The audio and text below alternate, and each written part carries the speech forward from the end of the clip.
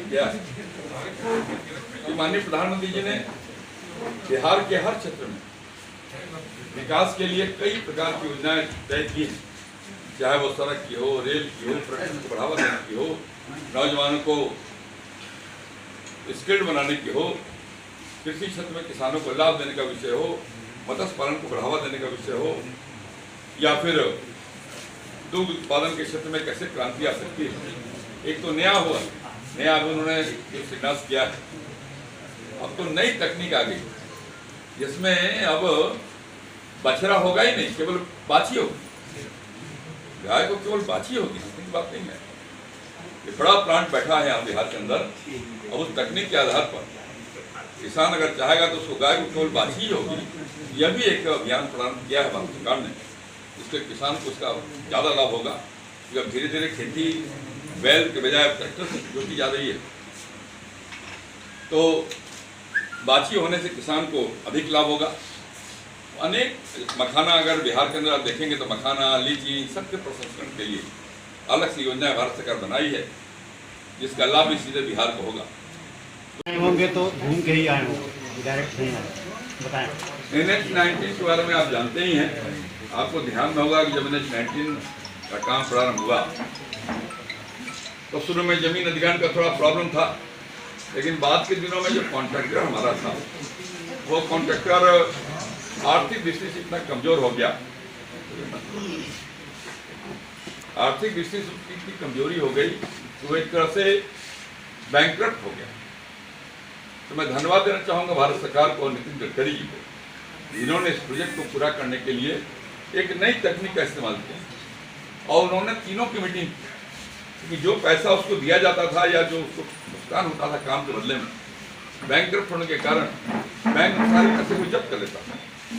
एक duplicate agreement किया भारत सरकार ने, जिसमें भारत सरकार का रोड मंत्रालय था, बैंक था और कॉन्ट्रैक्टर था, और तीनों के बीच में एक एग्रीमेंट के तहत ये तय हुआ कि अब जो अलग से पैसा भारत सरकार देगी इसके निर्माण के लिए, वो पैसा बैंक लिक्विडेट नहीं करेगा, अपने खाते में जमा नहीं कर लेगा, बल्कि बैंक भी थोड़ी मदद करेगा। और आपको मुझे बताते हुए प्रसन्नता हो रही है, इस योजना के तहत NHI ने अपनी ओर से अलग से 175 करोड़ रुपया, बैंक ने 172 करोड़ रुपया और कॉन्ट्रैक्टर ने 40 करोड़ रुपया लगाने का तय किया। उसके कारण आप देख रहे होंगे धीरे धीरे काम प्रारंभ भी हो गया है और तेज होगा। अब तक अभी लगभग 82% काम पूरा हुआ है, 18% काम अभी बाकी है। हम सबकी कोशिश है, भारत सरकार लगातार इस बात का प्रयास कर रही है कि हर हालत में इस काम को 21 के पहले पूरा किया जाए। सारे ने सीटों का समझौता किया, मिल के चुनाव लड़ा, मिल के लड़ेंगे, जीतेंगे। सर, भारतीय जनता पार्टी के अंदर सीटों के बंटवारे की योग्यता का पैमाना क्या है?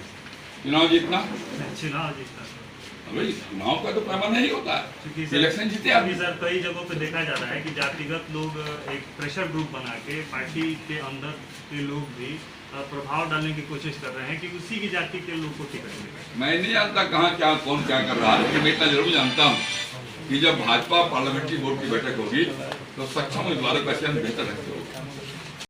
छपरा में सर देखा जा सकता है ट्रकों पर ओवरलोडिंग बालू को लेकर के काफी सभी सड़कें तुरंत टूट जा रही है, हमारे यहाँ टूट जाती है। उसको टाउन से अलग किया जाए, टाउन के मैंने क्या किया? एक सवाल मेरा है कि आप पूरी भाजपा पार्टी जो है प्रधानमंत्री का जन्मदिन मना रही है सेवा सप्ताह के रूप में, दूसरी तरफ बहुत सारे बेरोजगार जो है बेरोजगार दिवस के रूप में मना रहे हैं। तो ऐसे में बिहार विधानसभा चुनाव होने वाले हैं, तो ये कितना बड़ा मुद्दा होगा आपके लिए, इसको कैसे आप? देखो भाई, ये बेरोजगार दिवस से मनाने वाले लोग आरजेडी के लोग हैं, और मैं बड़ा साफ कहता हूँ आपसे, जो विपक्ष के नेता हैं उनकी बेरोजगारी बिहार की जनता दूर नहीं करने वाली है। बिहार की जनता, नेता विपक्ष की बेरोजगारी दूर करने वाली नहीं है, फिर से उनको सत्ता प्राप्त होने वाला नहीं। अरे माननीय प्रधानमंत्री जिस प्रकार से बेरोजगारों के लिए काम किया, अरे माननीय प्रधानमंत्री चाहते ये हैं कि आज का नौजवान नौकरी करने वाला नहीं बने, रोजगार देने वाला बने। और आप जानते हैं पहली बार देश में कि बिना किसी गारंटी के नौजवानों को अपना रोजगार करने के लिए बैंक लोन दे रही है। आप ये भी जानते हैं कि बड़ी संख्या में लोगों ने जो इनोवेटिव आइडिया जिनके पास है वो उसके माध्यम से काम कर रहे हैं, नए कारखाने खोल रहे हैं, पैसा लेकर काम कर रहे हैं। तो रोजगार के नए अवसर पैदा करने का काम जितना प्रधानमंत्री जी ने किया है उतना किसी सरकार ने नहीं किया। बड़े पैमाने पर इन्वेस्टमेंट आ रहा है देश के अंदर। आप देख रहे हैं जब चाइना से पूरी दुनिया का थोड़ा जुड़ा हुआ है तो बड़ी संख्या में लोग यहाँ इन्वेस्ट करने के लिए आ रहे हैं। जब इन्वेस्टमेंट आएगा, पैसा आएगा, स्वाभाविक है कल कारखाने खुलेंगे, नौजवानों को रोजगारी मिलने वाला है। लेकिन प्रधानमंत्री चाहते ही हैं कि नौजवान, देखिए सरकारी नौकरी तो बहुत कम हो गई, इसलिए प्रधानमंत्री चाहते हैं कि नौजवान नौकरी करने वाला नहीं बन करके नौकरी देने वाला बने।